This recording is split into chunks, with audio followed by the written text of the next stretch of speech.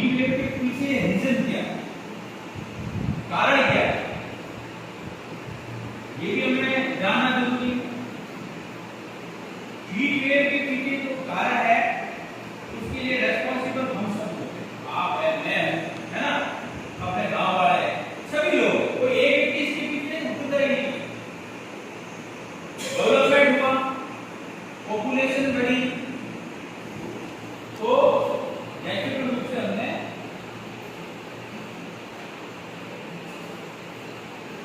क्या किया, विकास किया, रोडे बनाए, हाईवे बनाए, ब्रॉडगेज बनी, बड़ी बड़ी मल्टीनेशनल कंपनियां आई, है ना, तो उनको रहने के लिए, प्लांट लगाने के लिए क्या चाहिए, जगह चाहिए, जगह चाहिए, उन्होंने क्या किया, पेड़ों को काटा। अब पेड़ों को काटा, उसी का रीजन ये हुआ कि धरती का तापमान बढ़ गया, है ना, ये ग्लोबलाइजेशन, है ना। आपको मालूम है जितने भी कल कारखाने हैं उनकी चिमनियों से धुआं निकलता है, जो एसी है उस एसी से भी गैस निकलती है, क्लोरोफ्लोरोकार्बन, ये हमें मालूम है,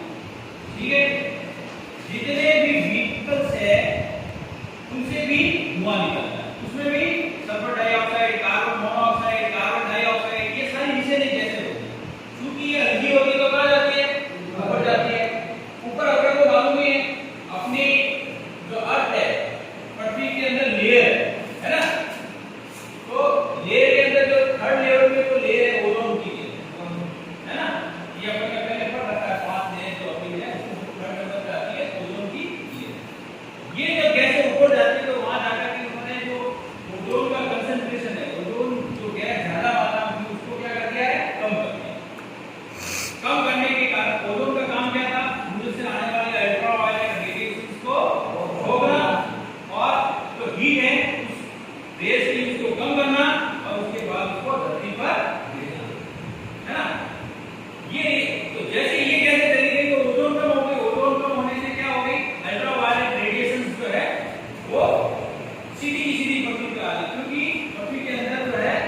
उस ओजोन मंडल की जो परत है उसके अंदर छोटे छोटे पोर्स होते हैं, छेद होते हैं,